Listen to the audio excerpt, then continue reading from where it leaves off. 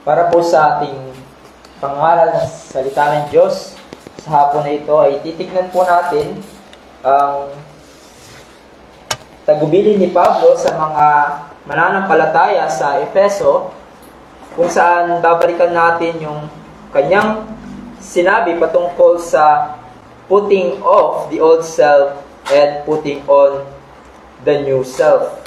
At ito ay magiging dalawang bahagi na pag-aaral ngayon at next week.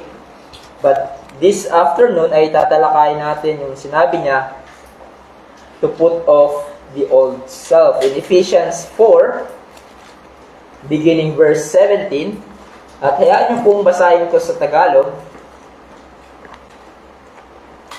Ephesians o sa Efeso chapter 4, beginning verse 17. Sinabi dito, hindi sa ako'y naghahanap ng kaloob. 4:17. Kaya't sinasabi ko ito at pinatotohanan sa Panginoon na kayo'y hindi na dapat lumakad gaya ng mga lakad ng mga hentil sa kawalang saysay ng kanilang mga pag-iisip. Nagdilim ang kanilang mga pangunawa, palibhasay na hiwalay sa buhay ng Diyos dahil sa kanilang kamangmangan, dahil sa katigasan ng kanilang mga puso. Sila'y naging manhid at ibinigay ang kanilang sarili sa kahalayan, sa sakim sa paggawa ng bawat uri ng karumihan. Ngunit hindi sa gayong paraan ninyo natutunan si Kristo, kung tunay na siya'y inyong narinig at tinuruan sa Kanya, kung paanong ang katotohanan ay na kay Jesus.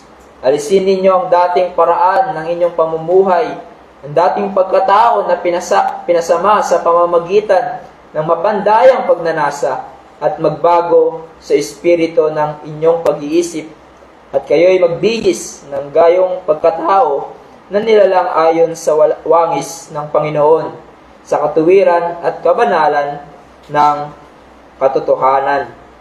Tayo po ay manalangin at humingi ng tulong sa Panginoon. O aming dakilang Diyos, patuloy po kami na nagpapasalamat una sa lahat sa kalayaan na pinagkaloob niyo po sa amin, na marinig po namin ang inyong mga salita. Tulungan niyo po kami muli, O Diyos, sa hangarin namin na maintindihan po ang inyong mga salita at naisabihin sa amin. Tulungan niyo po ang mga ngaral ng inyong salita sa kanya pong kahinaan. Kayo po ang patuloy niyang maging kalakasan. At sa mga oras na ito, Panginoon, ay muli ay humingi kami ng fresh na grace from you, so that we would be able, Lord, to comprehend, to understand, and not only to understand your word, but to apply it sa aming mga buhay. Salamat po, Panginoon, sa mga oras na ito. Tulungan niyo po ang magdadala ng inyong salita. Ilayo niyo po kami sa anumang kamalian, kundi dalhin niyo po kami sa katuwiran at sa katotohanan. Pangalan ni Jesus. Amen. Sinabi sa pangalawang Korinto 5:17, kaya't kung ang sino man ay nakay Kristo, siya ay bagong nilalang. Ang lumang bagay ay lumipas na, tignan ninyo ang lahat ay naging bago. So, lahat ng nakay Kristo, lahat ng mga mananampalataya ay bago ng nilalang. Tayo na ay mga patay sa kasalanan, ngunit buhay sa Diyos. Tayo ay pinagkalooban ng Diyos ng bagong puso na sumusunod sa Kanya at may takot sa Kanya. Kung ikaw ay mananampalataya, ay binago ka na ng Diyos, o ikaw ay na-born again at pinalaya sa kapangyarihan ng kasalanan. Ang mga Kristiyano ay hindi na alipin ng kasalanan bagkos ng katuwiran.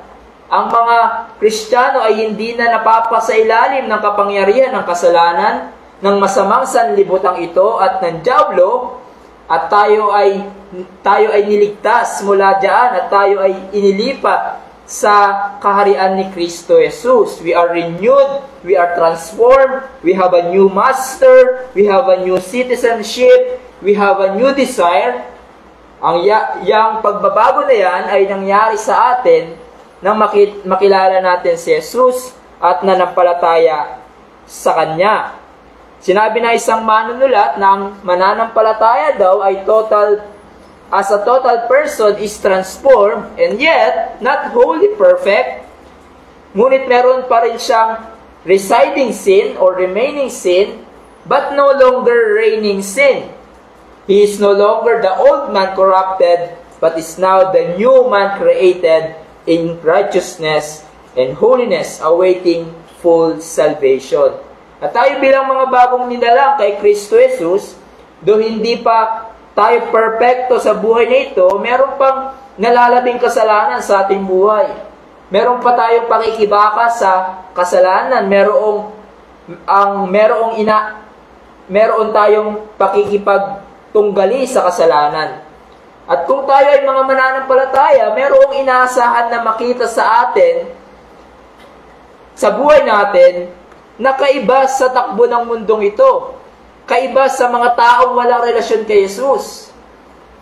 Kaiba sa dating gawin ng ating buhay sa kasalanan.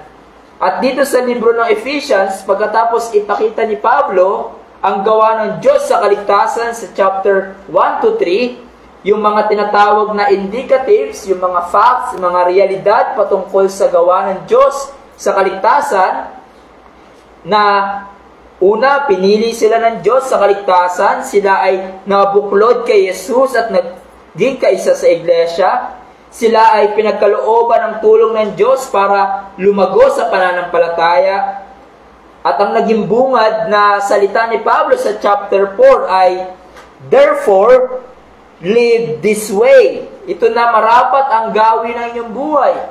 Mamuhay kayo ayon sa inyong pagkatawag sa kaligtasan, ng may kababaan ng loob, pagpapasensya, at iba pa. At dito din naman sa ating talata ay sinundan ito ni Pablo. Dahil kayo ay ligtas na ng Diyos kay Kristo Jesus at nakatanggap ng dakilang pagpapala, marapat na hindi na kayo mamuhay sa dati niyong paraan ng pamumuhay sa kasalanan. Hindi na kayo dapat mamuhay na para bang walang Diyos. Hindi na kayo dapat mamuhay ng mga hentil na walang Panginoon at kaligtasan sa kanilang buhay. At bilang mga mananampalataya, ito ang pagkatawag sa atin. Ito ang tagubilin na dapat nating gawin. At sa verse 17 to 19 na ating pag-aaralan, ay ipapakita sa atin ni Pablo anong ibig sabihin na mamuhay tayo sa bagong buhay na ipinagkaloob sa atin ng Diyos. Ano ang ating pangungugali bilang Kristiyano sa gitna ng masamang sanlibutan ito? At dito si Pablo ay nagsimula sa negatibo, tatalakayin niya ang patungkol sa tinatawag na old self. Ano ba itong old self na ito? O sa Tagalog ay dating pagkatao, ang dating paraan ng ating pamumuhay. Now, kung ikaw ay Kristiyano na, ano ang dating paraan ng iyong pamumuhay? Namumuhay ka sa kasalanan. Alipin ka ng kasalanan, binabaliwala mo ang utos ng Diyos, ang kasalanan ang naghahari sa iyong buhay, namumuhay ka ng walang regard o reference sa Diyos, yan ang dati mong buhay. Nung hindi ka pa mananampalataya, buhay sa kasalanan.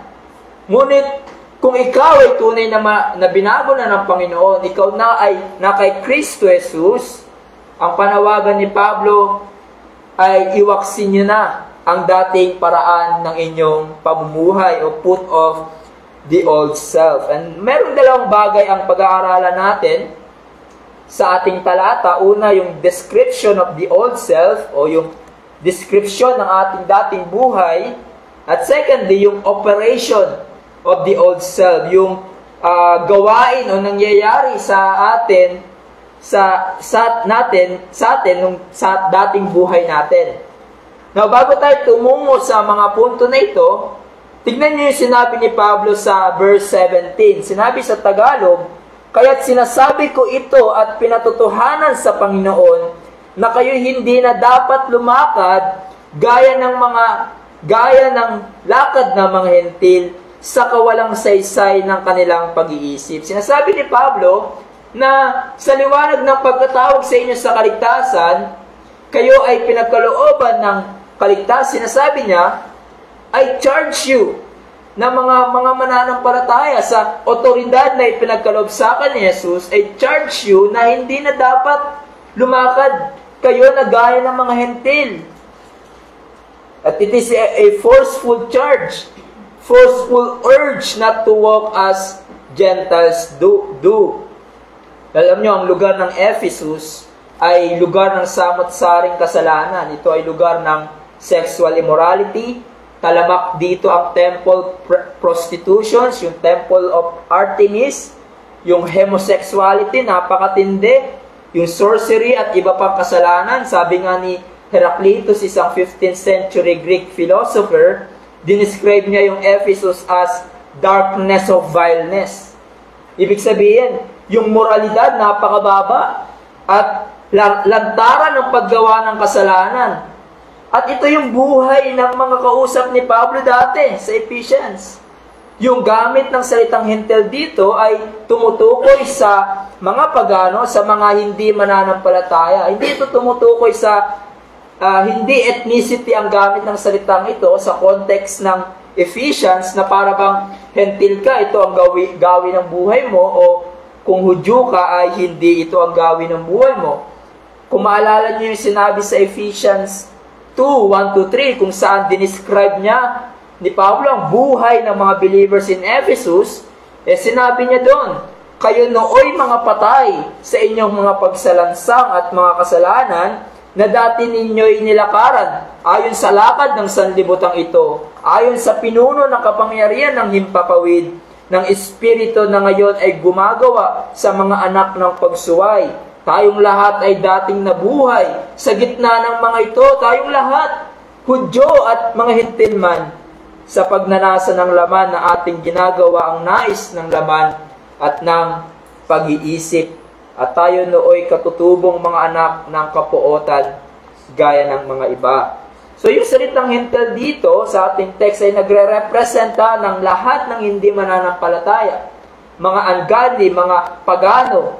Ito ang kalagayan ng mga believers nung wala pa sila kay Jesus. At bibigyan pa ito ng linaw ni Pablo kung anong ibig sabihin ng pagiging ungodly, pagiging hiwalay sa Diyos.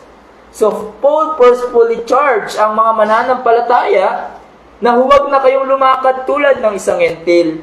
Binago na kayo ng Diyos, huwag na kayong bumalik sa dati niyong buhay. Lumakad kayo sa kabanalan, sa moral na standard ng Diyos. Now, tatanungin natin, bakit ganito na lamang katapang ang panawagan ni Pablo na huwag kayong lumakad tulad ng mga hentil? Dahil malakas ang temptation na sila, lalo na yung kausap nila Pablo dito, na malakas ang temptation na sila ay bumalik sa dating gawin ng kanilang buhay. Especially sa panahon na ito sa Ephesus, kung saan kabila-kabila ang kasalanan at lantarang ginagawa ang kasalanan. Marahil kapitbahay nila ay ginagawa yung dating kasalanan na kanilang ginagawa. Marahil yung kaibigan nila, yung relatives nila ay ginagawa yung kasalanan na dating ginagawa din nila. Marahil madalas nilang nakikita mismo yung kasalanan na tinalikuran na nila at hiningi ng tawad sa Diyos. Malakas ang temptasyon na bumalik at gawin nila yung dating paraan ng kanilang pamumuhay. So Paul urged them to resist, not to walk as Gentiles do. You need to be different, sabi ni Paul. You need to be different. Dapat maging kakaiba kayo sa inyong pangungugali, sa inyong conduct from the rest of the world. Huwag kayong magpadala sa agos ng masama at baluktot na pangungugali ng mundong ito. Bakit? Dahil taliwas yan sa purpose ng Diyos. Kung bakit Kanya iniligtas sa kasalanan. Kaya't dapat mong iwaksi ang dating paraan ng iyong pamumuhay at mamuhay ka sa katuwiran, sa kabanalan, dahil binago ka na ng Panginoon at patuloy kanyang binabago. At ito din ang panawagan sa ating panahon bilang mga mananampalataya. Mamuhay tayo, lumakad tayo sa kabanalan at hindi na sa dating paraan ng ating buhay. Si Pablo sa ating talata ay ipapakita sa atin yung nature of old self, yung ugliness of old self from which the believers have been delivered. And these ungodly lifestyles must be forsaken sa buhay ng isang mananampalataya. At para sa nakikinig sa akin ngayon, kung hindi ka pa nananampalataya kay Jesus, ang mga description na ibibigay ni Pablo, ito ang description ng kalagayan mo ngayon. Ito ka ngayon sa harap ng Diyos. Nawa makita mo ang iyong pagiging makasalanan at lumapit ka kay Jesus na may pagsisisi at pananampalataya para sa iyong kaligtasan. So first of all, the description ng old self. Unang makikita natin na binanggit dito ni Pablo sa pag-describe niya ng dating paraan ng ating pamumuhay is that futile in minds, o sa Tagalog, kawalang saysay ng kanilang mga pag-iisip. The unregenerate person set or her mind on things that is vain, that is empty, or pointless. That's the meaning of the word futile. Empty, vain, pointless.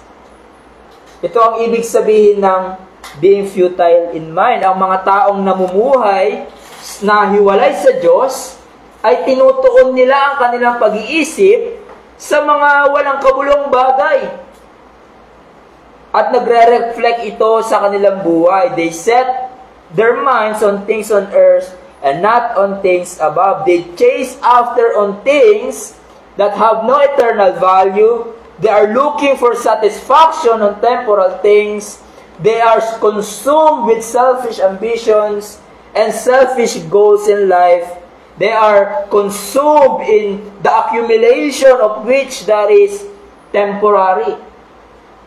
Para sa kanila, ang mga spiritual na bagay, walang saysay. Hindi ito magbibigay sa kanila ng satisfaction, ng kaligayahan. They are out of touch with the reality. They don't know God. Therefore, they cannot think properly. As far as spiritual issues are concerned, they cannot think straight. That is being futile in mind. I remember yung story na binanggit ni John Piper. Merong mag-asawa na maagang nag-retire at ang ginawa nila sa buhay nila, tumira sila sa magandang isla, tinuon nila ang buong buhay nila doon, playing softball and collecting shells. Para sa kanila, that's life. This is really life. This is really satisfaction. Neglecting the will of God, neglecting the judgment of God, walang pake sa mga bagay na magmamatter sa eternidad. Now, I'm not saying na yung retirement ay evil. It is glorious retirement if it is used for the glory of God and for the cause of the gospel. But my friends, that's it. That's being futile in mind. Setting your whole affections, your mind on creatures rather than the Creator. Wanting more and more of the things of this world that will not satisfy you. That's being futile in mind. Is it not the characteristic of our age? Sa mga goal nila sa buhay, sa mga pursuit nila in life, sa kanilang mga bucket list, hindi kasama ang Diyos. Ang importante sa kanila, umangat sa buhay, yumaman, ako yung maging sikat, maitanghal, makuha ko ang luho ko, yung pagsisilbi sa Diyos, saka na yan. Yung pananampalataya kay Jesus, tsaka na yan. That's futility in mind. Let us learn from Solomon. who was the wisest, the powerful, the wealthiest man of the ancient world, and yet he concluded, all was vanity and striving after wind, and there was nothing to be gained under the sun. My friends, hindi mo matatagpuan ang tunay na kaligayahan, ang tunay na satisfaction sa mga bagay sa sanlibutang ito. Makamtan mo man ang lahat ng ino-offer ng sanlibutang ito, you will always find yourself disappointed and unsatisfied. Why? Dahil ang lahat ng bagay sa mundo na ito ay maglalaho. Lahat ay mabubulok, and you will always find yourself empty, because a life without Christ is emptiness and vanity. Mga kapatid, Paul is saying, kung ikaw ay mananampalataya, hindi na dapat ganito ang takbo ng iyong buhay. Set your minds on the things above, where Christ is. Hindi na dapat ganito ang gawin ng iyong buhay. This is the description of your old self. The former manner of your life. And so, when this sin crouch in again, put it off. Mortify it by the help of the Spirit. Moreover, not only futility in mind that describes our old self, but also ignorance of the truth. Sinabi sa verse 18 sa Tagalog, sinabi doon, nagdilim ang kanilang mga pag-unawa, palibhasay nahiwalay sa buhay ng Diyos dahil sa kanilang kamangmangan, dahil sa katigasan ng kanilang puso. Paul is saying na yung person who has not been born again, ang isang tao na walang espiritu ng Diyos dwelling in him, ay nagdilim ang kanyang pag-unawa. Ang mga taong hiwalay sa Diyos, wala silang pang-unawa sa mga espiritual na bagay. Marahil matagal niya na itong naririnig, marahil nababasa niya ang salita ng Diyos, ngunit hindi niya mag-grasp, hindi niya maunawaan.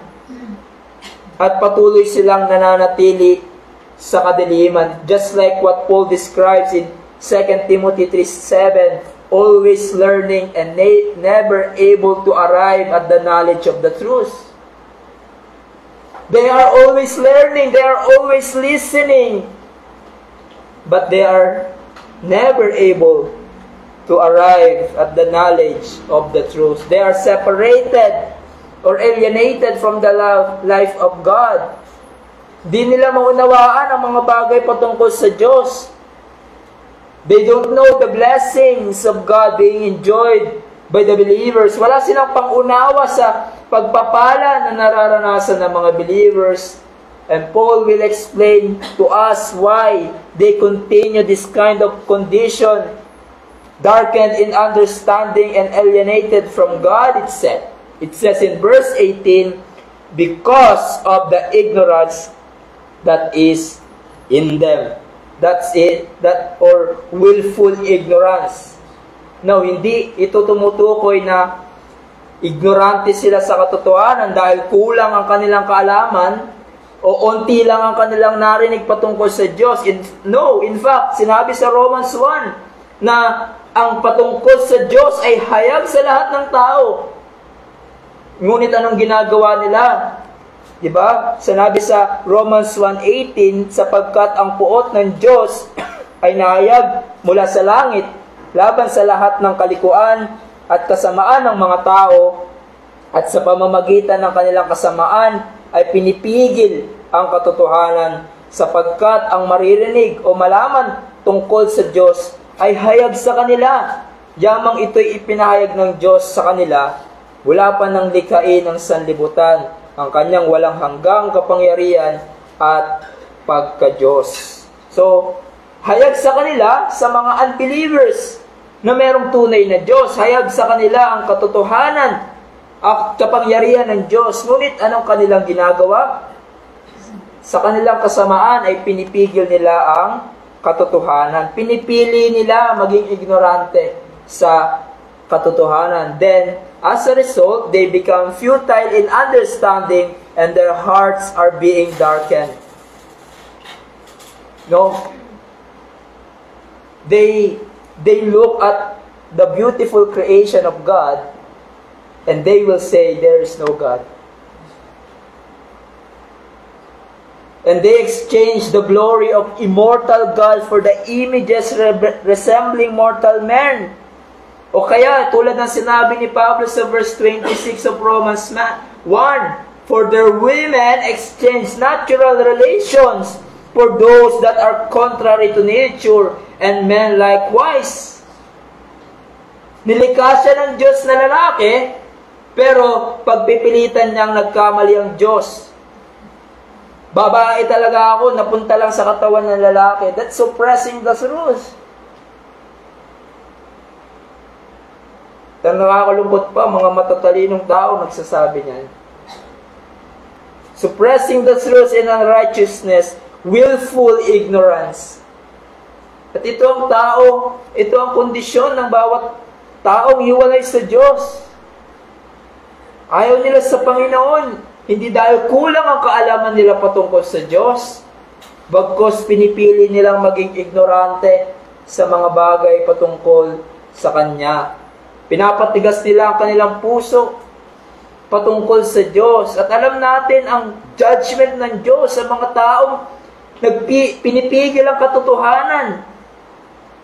Dahil sa kanilang kasamaan, sinabi sa Romans 1:24, kaya't dahil sa mga pagnanasan ng kanilang mga puso, ay hinayaan sila ng Diyos sa kanilang karumihan. Hinayaan sila ng Diyos sa kanilang kasalanan upang lapastanganin ang kanilang katawan sa kanilang sarili.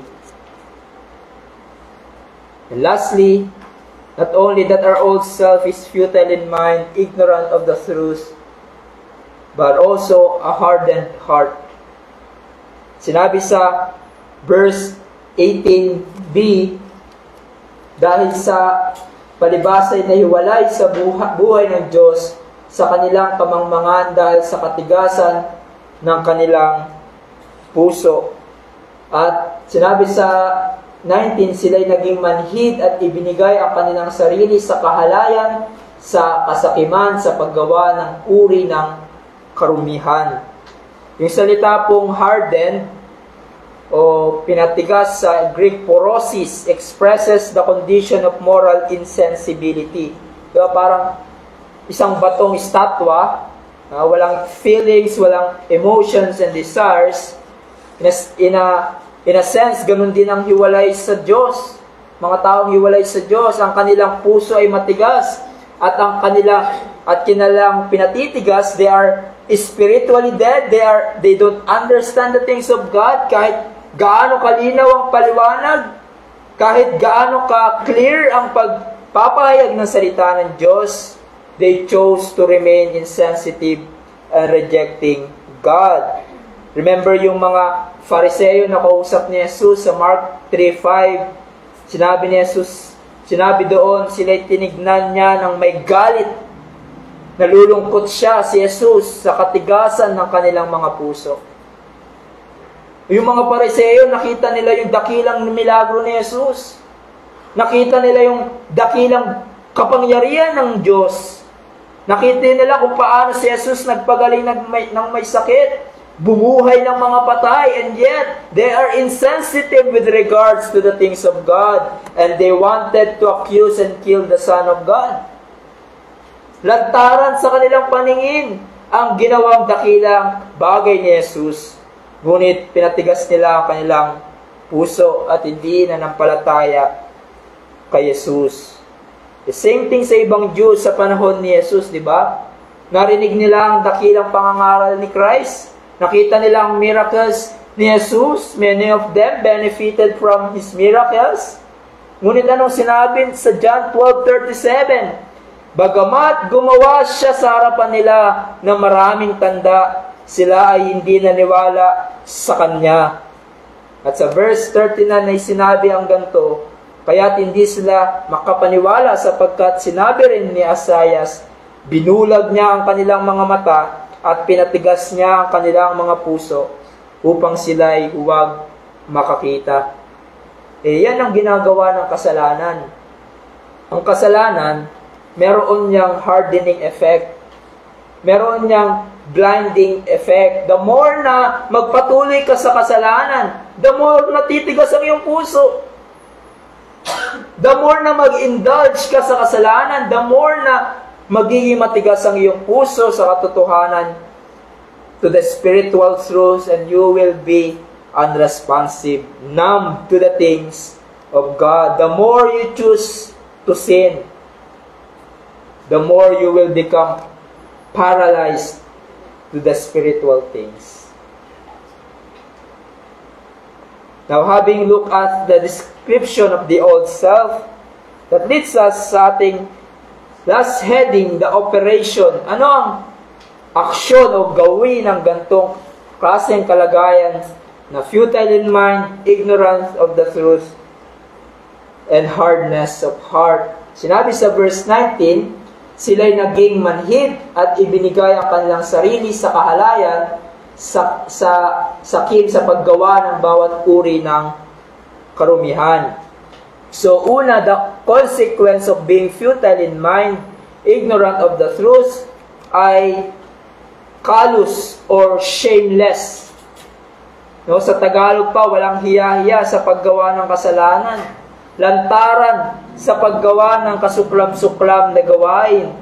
They have become callous. Feel no shame of their wrongdoing. Pinaglalandakan pa nila ang kanilang kalikuan at pagsuway sa Diyos. And what's the example of that sa ating panahon?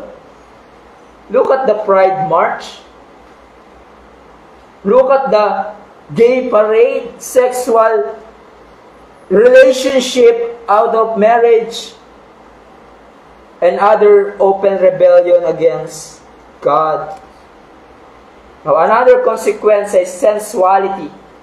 Sabi ng isang komentary na ito ay disposition of the soul incapable of bearing the pain of discipline. Originally referred to any excess or lack of restraint, and came to be associated primarily with sexual excess. So, walang control pagdating sa mga malalaswang bagay to the point na wala silang pakialam sa sinasabi ng iba. And lastly, greedy to practice every kind of impurity, disregard to moral standards, disregard to holiness, righteousness, and purity. At yung greediness, no, pagiging ganid, and impurity, ay laging magkasama yan. Kung pagmamasdan natin ang mundo, ang mga tao ay gumagawa ng mga baluktot na gawain o masamang gawain out of greediness. Halimbawa, babaliin ang batas ng lipunan para yumaman. Papatay ng kamag-anak para mapasakan niya ang kanyang ari-arian. Kung sa tingin nyo sa teleserye lang nangyayaring ganon, hindi nangyayari din sa totoong buhay. May mga taong gagawa ng karumal-dumal na gawain para mapasakan nila ang kapangyarihan at kayamanan. Ungodly people making business out of every kind of impurities. Just like pornographic movies, X-rated films, TV programs na may kalaswaan, etc. Greedy to practice every kind of impurity. You see, that's the terrible results of being futile in mind, being ignorant of the truth, and hardness of heart. This is what the Ephesians believers saw in their days. And this is what we see in our world today. These are the characteristics of the world we live in. Para sa mundo, normal lang ang magsama ang parehong babae at lalaki. Para sa mundo, normal lang ang magkaroon ng sexual relationship out of marriage. Then pagsawa ka na sa boyfriend mo, girlfriend mo, maghanap ka naman ng iba. Normal yan sa mundo. Normal ang pagiging ganid. Normal ang sa mundo ang kalaswaan, ang impurity and godliness. Sabi nga ni Kevin DeYoung, yung worldliness is whatever makes sin look normal and righteousness look strange. But you believers, you were once part of that, marahil ng mga ungodly activities na binanggit ni Pablo. You were once futile in mind. Ignorance of the truth had hardened heart, insensitive on spiritual truths. You once lived in the passions of your flesh, carrying out the desires of the body and the mind, and by nature children of wrath. But thanks be to God, if you are a believer right now, pasalamatan mo ang Panginoon. God, being rich in mercy because of His great love which He loved us, even when we were dead in trespasses and sins, made us alive together with Christ. By grace you have been saved. That's what God has done to you, believers. You are delivered from sins and wrath of God. You are now a new creation. The old has passed away. Behold, the new has come. And so put off your old self. This is one of the problems of many churches today at ng mga ilang mananampalataya. Kaya merong lack of zeal to live a holy life. Lack of devotion to God because we don't know who God is. We don't know where we were saved from, and we don't know why God saved us. Bumababaw ang pagtingin natin sa Panginoon. Bumababaw yung pagtingin natin sa ginawa ng Diyos sa ating kaligtasan. Kaya't hindi na nakapagtataka na ang baba din ang pagtingin natin sa paglakad sa kabanalan. Hindi na nakapagtataka na ang ibang nagsasabing mga mananampalataya ay walang kasiglahan, mamuhay sa katuwiran at sa kabanalan. Walang pag-pursue in holiness. Bakit ka ba niligtas ng Panginoon? Para lang ba makatakas sa impyerno? Hindi.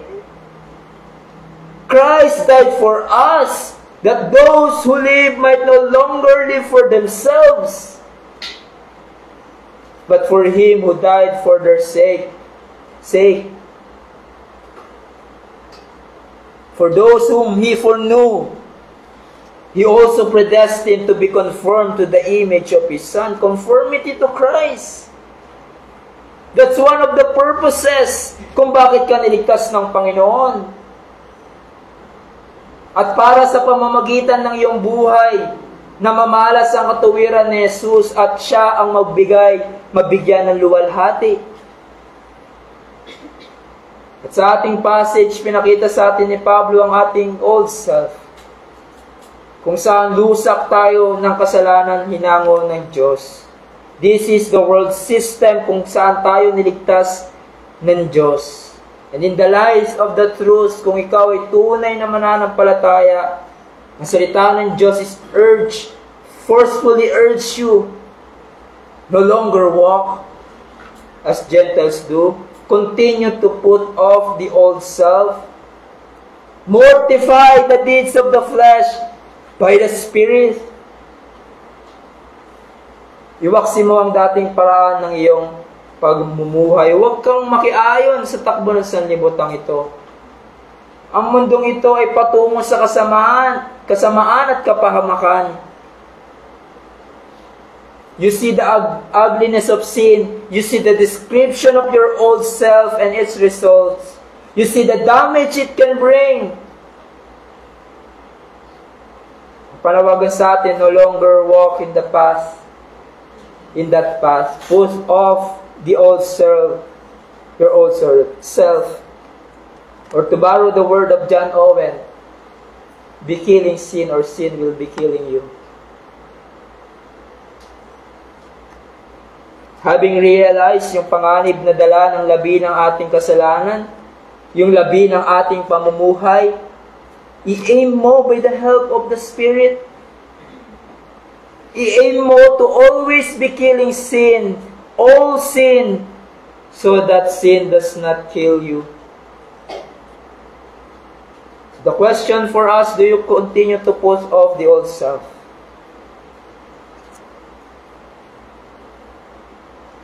Or to put it in this way, do you use every God-given means to put off your old self?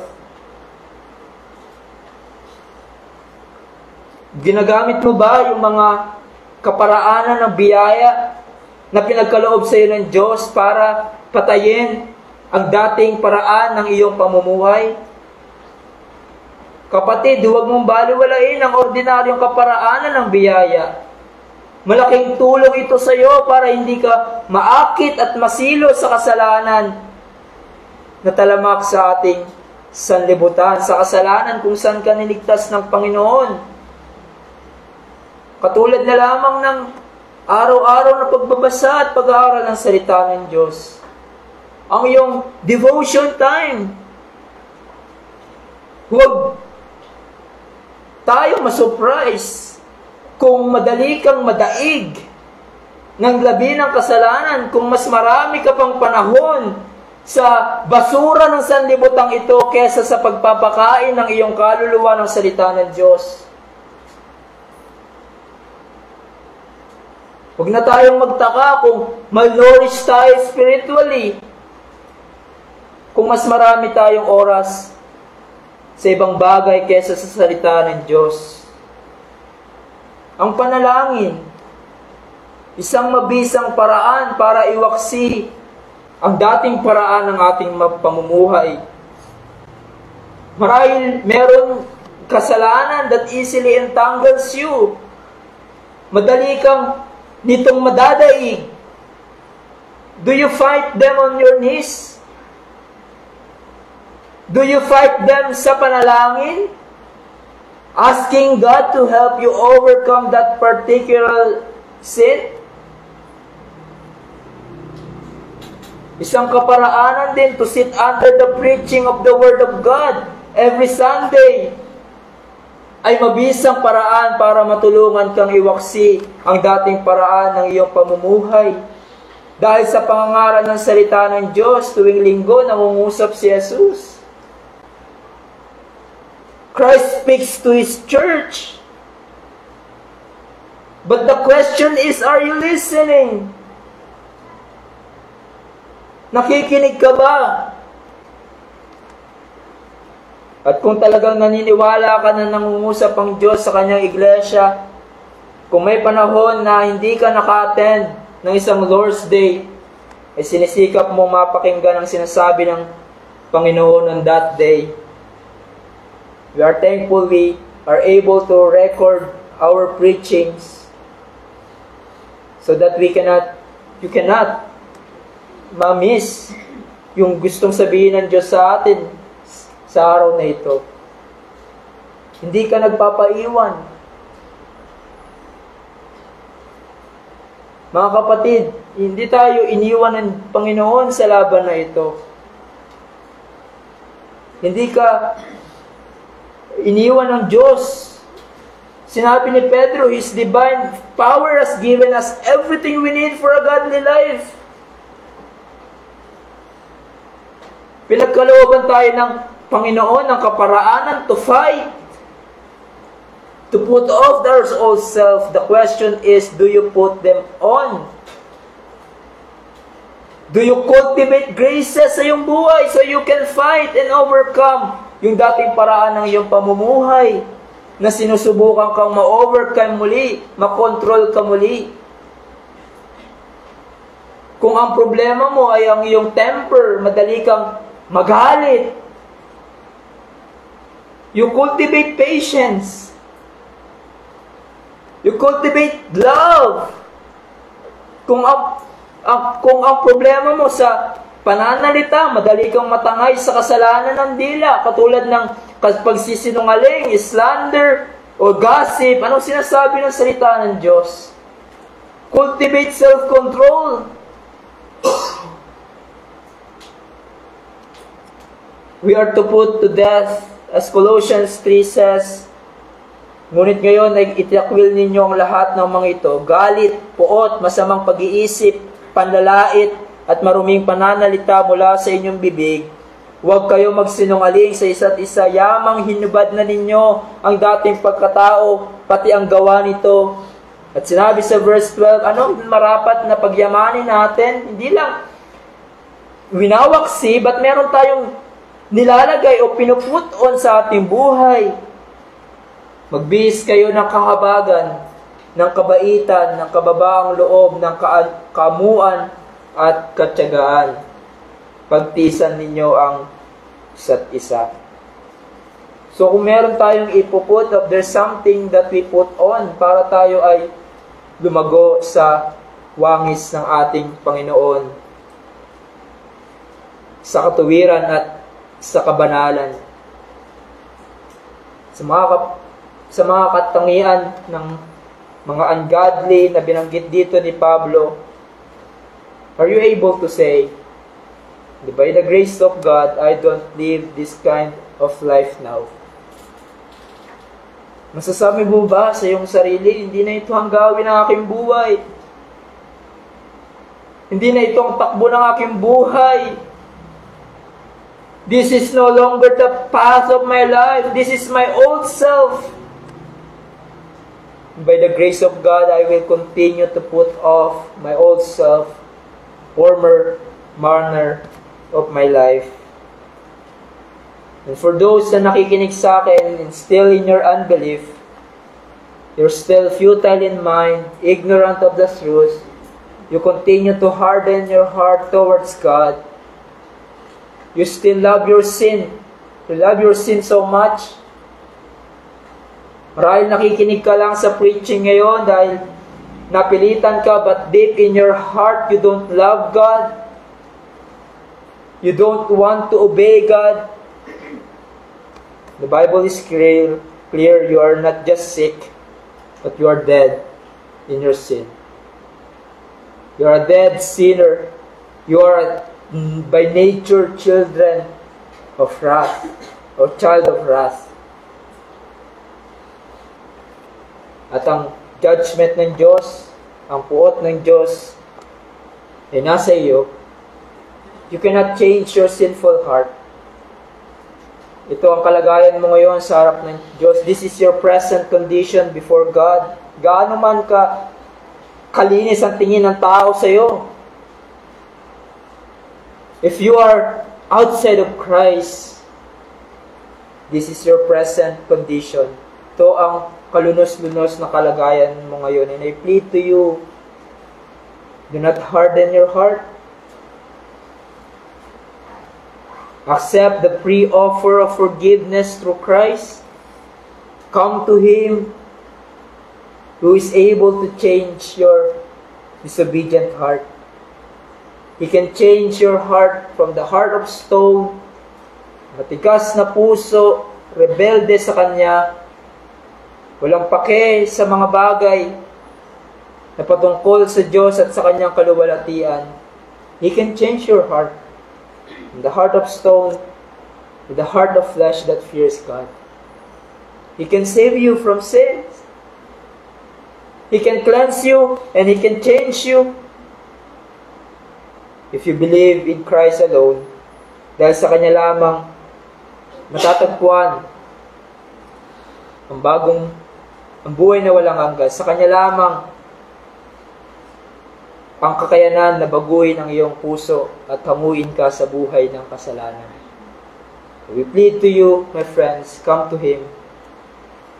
Come to Christ, who is Savior and Lord. Tayo ay manalangin. Aming dakilang Diyos, thank you again for reminding us na kung hindi sa inyong biyaya ay nandito pa rin kami sa kalagayan na dinescribe ni Pablo. Kung hindi sa inyong biyaya, wala kami rito at na-enjoy ang blessings na na-enjoy ng mga believers. But by your grace, by your mercy, Lord, you look upon us with your mercy and grace and save us from our sins. And now we are freed from the dominion of darkness, from the power of sin. But we know the reality, Lord. Now, meron pa kaming labi ng kasalanan. There's a residing and remaining sin in our lives that we need to put off. We need to mortify every day. Alam namin, Panginoon, that there are times na naakit kami sa kasalanan ng sanlibutan. Naakit kami, Panginoon, sa ungodliness. Kahit na alam namin, Panginoon, na it is against you,